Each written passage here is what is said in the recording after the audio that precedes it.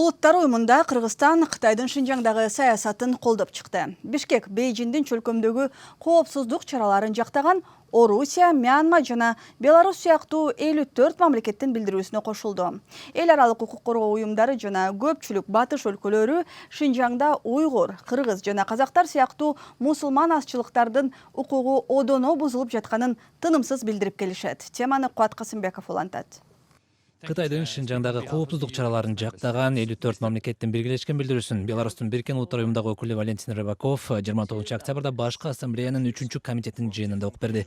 Анда жикчилдик жана террорчулук маселеси Шинжаң уйгур автоном районундагы бардык этностук топтордун турмуш тиричилигине кедергисин тийгизип жатканы, Бейжиң маселенин тамырын кыркуу үчүн кесипке үйрөтүүчү борборлорду ачуу сыяктуу чараларды көрүп жатканы белгиленген. Бул билдирүүгө кошулган Пакистан, Орусия жана Сербия сыяктуу өлкөлөрдүн арасында Кыргызстан, ошондой эле адам укуктары боюнча сынга кабылган Түндүк Корея жана Мьянма да бар. Улуттар уюмундагы жыйында Борбор Азия чөлкөмүнөн Кытайдын саясатын колдоп Кыргызстандын гана өкүлү сөз алып сүйлөдү.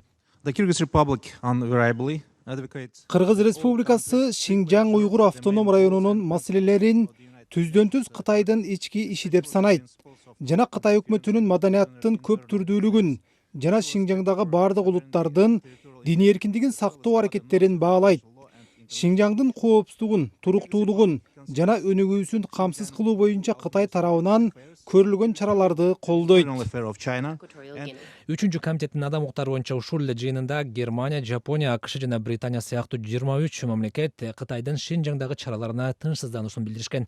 Алардын билдирүүсүндө Шинжаңда массалык кармоо, маданий жана диний аракеттерди чектөө, уйгурлар сыяктуу этностук топтордун турмуш тиричилигин толугу менен көзөмөлгө алуу сыяктуу укук бузуулар катталып жатканы белгиленген. Кытай өкмөтүн уйгурларды жана башка мусулман коомчулугунун өкүлдөрүн негизсиз камакка алуудан кармануу сыяктуу сунуштарды тез арада аткарууга чакырабыз. Мындай тынчсыздануулардан улам биз бардык өлкөлөрдө качкындарды өткөрүп бербөөгө үндөйбүз.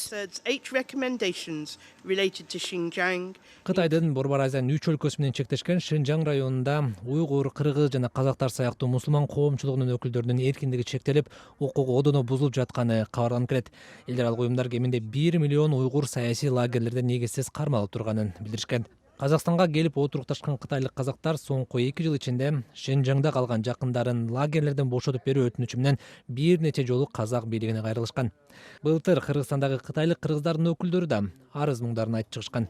Анан бир туруп бир немесинде айтты да, анан чыктыбы, эмне болду атам десем. Чыгып элек, азыр атама кытайча үйрөтүп атат деди да. Кытайча үйрөтүп атат, кытайча сыноо алып атат. Өтпөй атат деди да. Сыноодон өтпөй атат, жаман кыйналып атат деди. 65ке келгенде эмне билет, ал өзүнүн кыргызчасын да толук билбейт да ал кезде. Ал эми кытайчаны зордоп үйрөтүп атат, ошо кытайчаны асыл үйрөтө албай койгондо мен ошо 15 жыл кесип салганбы деп ойлонуп атам да. Сенин идеяң жакшы эмес, мындай немең депчи. Бейжиң Шинжаңдагы чараларды чөлкөмдө коопсуздукту камсыз кылуу аракети менен түшүндүрүп, саясий лагерлерди кесипке үйрөтүүчү борборлор деп мүнөздөгөн. Куат Касымбеков, Азаттык.